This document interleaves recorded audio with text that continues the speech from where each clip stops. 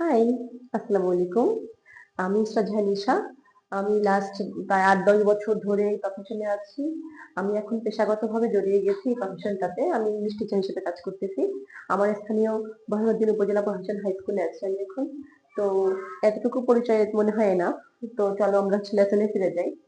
আজকে যে টপিকটা নিয়ে আলোচনা করতে নিয়েছিলাম সেটা হচ্ছে তোমার ট্যাগ কোয়েশ্চেন। এই ট্যাগ কোয়েশ্চেন চ্যাপ্টারটা তুমি 9 এ যে ওপেন করতেছো, নতুন 9 এ উঠে এই 9 যাবে, 10 যাবে, দেন ইন্টারমিডিয়েট 2টা বছর তোমার একটু পজ যাবে, দেন অ্যাডমিশনের সময় কিন্তু আবার আছে, আবার তোমার হচ্ছে জবের পরীক্ষাগুলোতে আবার আছে। আমরা একেবারে এমন ভাবে শিখি যেন সারাটা জীবন আমরা এটা দিয়েই করে খাইতে পারি, তাই না? চলো স্টার্ট করি। ও বাবা, একটা কথা, এই যে হয় না বিয়ে বাড়িতে ওই বিয়ের কাজ বেশি পরের দিনের জন্য হয় না, আগের দিন কিছু জিনিসপত্র গুছায় রাখা হয়। তো ঠিক সেভাবে আমি তোমাকে কিছু জিনিস বললাম যে একটু গুছায় রাখো। এটাকে আমি নিচে নোট করে দিয়েছি, মনে রাখা। তোমাকে জানতে হবে কিছু কিছু জিনিসের প্রোনাউন কি হয়। আমরা জানি সাবজেক্টের একটা প্রোনাউন ফর্ম হয়, হয়তো সাবজেক্ট নিজেই প্রোনাউন ফর্মে আছে, অথবা যদি সাবজেক্টিভ ফর্মে থাকে, নাউন ফর্মে থাকে, তাহলে তাকে প্রোনাউন ফর্মে আনবা কিভাবে? তুমি যখন দেখবা তোমার সাবজেক্টটা কোনো থিং যুক্ত শব্দ, থিং যুক্ত শব্দ বলতে তুমি কি বোঝো? এভরিথিং, সামথিং, এনিথিং, নাথিং, যত থিং আছে তুমি জাস্ট তার প্রোনাউন ধরে ফেলবা ইট।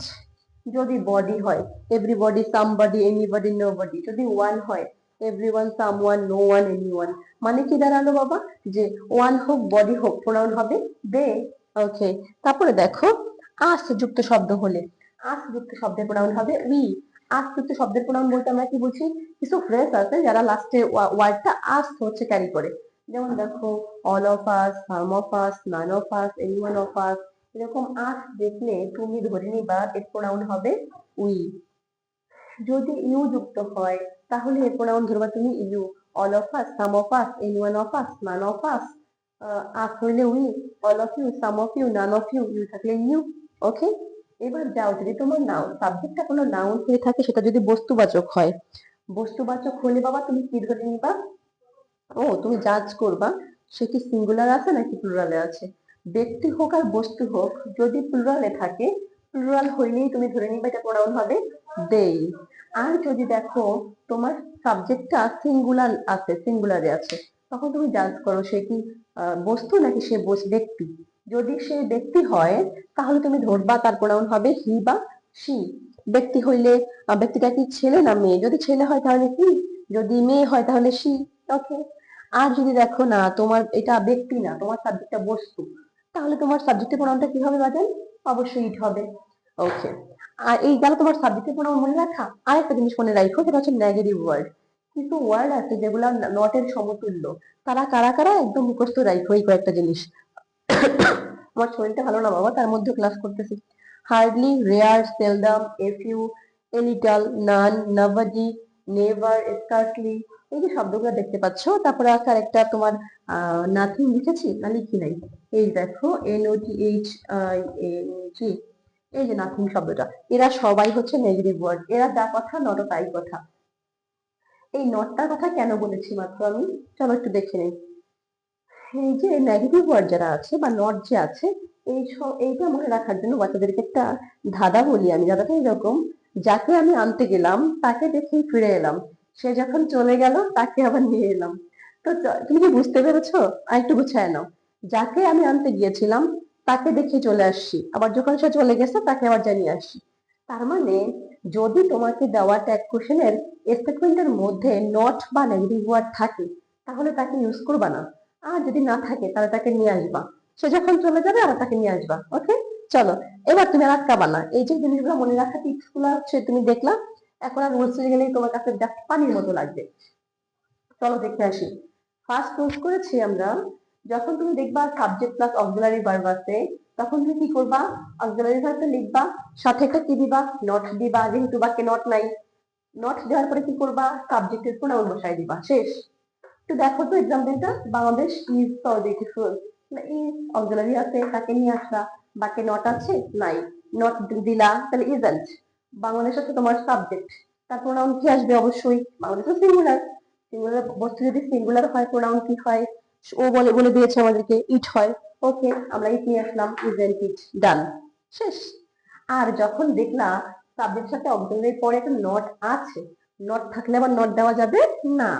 ওকে, she is not attentive, she is not, এই নটটা আমি বাদ দিয়ে দিব, থাকবে আমার হাতে কি ইজ, দিলাম ইজ। সে তো নিজেই প্রোনাউন ফর্ম, শিখে নিয়ে আসলাম, কোশ্চেন মার্ক শেষ। তাহলে ফার্স্ট রুলস আমাদের এখানেই শেষ। এখানে তো রুলস অনেক আছে বাট তুমি টের পাচ্ছ না। বেসিক্যালি বইতে রুলস আছে ট্যাগ কোশ্চেনের 45 46 এরকম, তো অনেকে 23টা 24টা এরকম পড়ায়, 16টা। তো সেই জায়গায় আমি তোমাকে পড়াইলাম কয়টা, মাত্র 5টা। সো আমাকে 5 মিনিট দাও, তুমি ট্যাগ কোশ্চেন জাস্ট হচ্ছে যেখান থেকে আসো যেভাবে আসুক তুমি পারবা। আই এম থাকলে কি হবে বাবা, আর এন টাই অথবা এই টাই। ওকে, আই এম নট থাকলে নটটা বাদ, থাকবে তোমার হাতে এম আর আই এর আই। একটু এক্সাম্পল দেখো, I am an SSC exam English, I am আছে তাহলে কি হবে, আর এন টাই অথবা এনটাই লিখলেও হইতো। আই এম নট হ্যাপি আছে, নট যেহেতু আছে তাহলে নটটা বাদ, থাকবে তোমার হাতে এম, তারপরে যাবে আই। ওকে, এম আই হয়ে গেছে। এরপরে যাও 3 নাম্বার রুলস রেখেছি আমরা, লেটার। লেটার থাকলে কি হবে, শ্যালুই। লেটার যেখানে দেখবা সেখানে শ্যালুই। হতে পারে লেট আস, মাঝখানে স্পেস আছে, হতে পারে আসটা লেটের সাথে অ্যাপোস্ট্রফি দিয়ে আছে, মানে লেট এইভাবে এল ই টি অ্যাপোস্ট্রফি এস লিখলো, এটাও হতে পারে। আবার আস স্পেস দিয়ে লিখতে পারে। তাহলে লেট প্লাস যদি অবজেক্টটা আস হয় তাহলে হবে শ্যাল উই।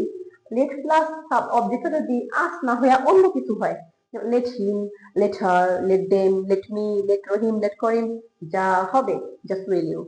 আস হইলে শ্যাল উই, আর অন্য কিছু হইলে উইল ইউ। মনে থাকবে না এটুকু? ওকে, চলো দেখি। লেট আস গো দেয়ার, লেট আস হবে তাহলে কি হবে, শ্যাল উই। লেট হিম আছে, আস না হিম আছে, তাহলে কি হবে, সূত্র বলে will you. Okay, will you, শেষ। এবার আসো রুলস 4। রুলস 4 দিয়েছি আমি, যখন একটা সেন্টেন্স দেখবা ভার্ব ওয়ান দিয়ে শুরু হইতে, সূত্রটা এমন ছিল যে ইম্পারেটিভ সেন্টেন্স হইলে, তো ওটাকে আমি আরেকটু ইজি করার জন্য বলেছি যে যদি ভার্ব ওয়ান দিয়ে শুরু হওয়া দেখো, সেন্টেন্সটা শুরুই মেইন ভার্ব ওয়ান দিয়ে, তাহলে হবে ওন্ট ইউ। আর যদি দেখো প্রথমে ডোন্ট অথবা নেভার, ডোন্ট অথবা নেভার দিয়ে শুরু হইছে, তাহলে দিয়ে দিবা কি, will you. Okay, verb one দিয়ে শুরু হইলে ওন্ট ইউ, ডোন্ট বা নেভার দিয়ে শুরু হইলে উইল ইউ। এক্সাম্পল দেখো, have a cup of tea, এক কাপ চা খাও। আচ্ছা, তাহলে এক কাপ চা খাও, ভার্ব ওয়ান দিয়ে শুরু হইতে হ্যাভ, তাহলে কি হবে বলেন, ওন্ট ইউ। আর যখন বললাম ডোন্ট ডিস্টার্ব মি, তখন ডোন্ট দিয়া শুরু হইছে, তাহলে কি হবে, উইল ইউ। বুঝে ফেলছি। 5 5 দেখো, যখন দেখবা সাবজেক্টের পরে অক্সিলারি থাকার কথা ছিল, তাকে তুমি হুবহু নিয়ে আসার কথা ছিল, কিন্তু সাবজেক্ট প্লাস অক্সিলারি ভার্বই নাই, তাহলে তুমি কি করবা, যদি মেইন ভার্ব ওয়ান হয়ে থাকে, subject plus main verb one হয়ে থাকে, তাহলে দিবা ডু অথবা ডাজ। আর যদি দেখো ভার্ব টু হয়ে থাকে তাহলে দিবা ডিড। ডু আর ডাজের একটা ধরাবাঁধা আছে। সাবজেক্টের অনেক, আমি কখনো কখনো শুনেছি কোন স্টুডেন্ট আমার কাছে আসলে অন্য কিছু থেকে পড়ে এসে আমার কাছে আসছে, তখন সে আমাকে একটা কনসেপ্ট দিয়েছে এরকম যে ম্যাডাম আমি যখন দেখি ভার্বের সাথে এস বাই এস আছে, আমি তখন হচ্ছে ডাজ বসাই দিই। তো আমি বললাম, আমি তো তাকে সরাসরি বলতে পারি না কিছু, তাহলে হয় কি ওই টিচারের প্রতি একটা ইয়ে আসবে। তো আমি বলি যে বাবা, স্যার হয়তো কৌশলটা আমাকে ভিন্ন দেখিয়েছে, আমি তোমাকে একটা আলাদা কৌশল শেখাই। সেটা হচ্ছে ভার্বের সাথে এস বাই এস থাকলে যে ডাক হবে ব্যাপারটা এমন না বাবা, ডিপেন্ড করবে তোমার সাবজেক্টের প্রোনাউনটা কি হচ্ছে তার উপরে। যেমন দেখো, আহ, এই যে ফিল্মস আছে, এটা দিয়ে বোঝানো যাচ্ছে না, যদি অন্য কিছু যদি হইতো তাহলে হয়তো নিতে পারতাম আমি। দেখি, ভার্ব ওয়ান থাকলে আমি ডু বা ডাজ নিব। যখন তুমি সাবজেক্টের প্রোনাউন লিখবা,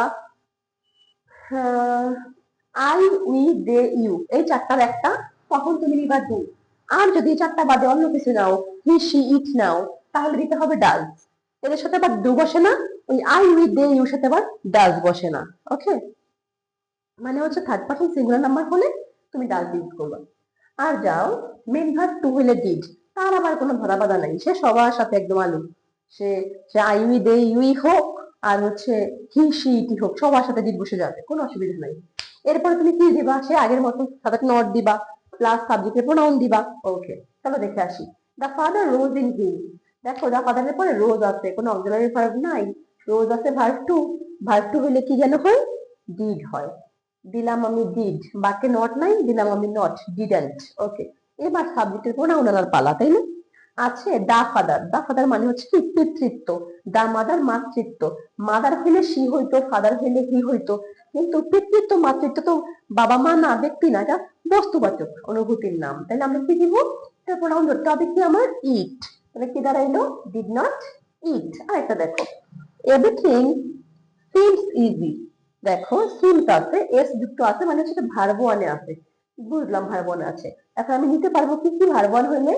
ডু অথবা ডাজ। তো দিলাম আমি।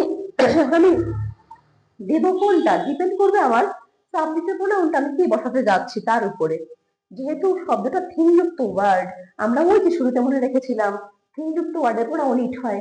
নিলাম আমি ইট। এখন এটার সাথে তো ডু হয় না, তাই না বাবা? তাহলে কি হয়? এটার সাথে ডাজ হয়। দিব আমি ডাজ। বাকি তো নট নাই, দিলাম আমি নট, ডাজ নট। আর এইটা ইট, ডাজ নট ইট। শেষ। এছাড়া কিছু তোমার এই সেম এই পাঁচটা কোয়েশ্চেনের মধ্যে তুমি সব কোয়েশ্চেন গুলা পারবা। কয়েকটা প্যাকেজ একটু হার্ড আছে, চিন্তা করতে হয়, কিন্তু এদের বাইরে কিন্তু না। আমি তোমাকে নেক্সটে কয়েকটা প্র্যাকটিস করাবো, যে কোনগুলো পোলাপান একটু আটকে আটকে যায়। এছাড়া কোনো সমস্যা নাই। তো ইনশাল্লাহ আমি যদি যতটুকু সময় পাই ট্রাই করবো তোমাদের জন্য ক্লাস রাখার। ওকে, টাটা, সি ইউ অ্যাগেইন।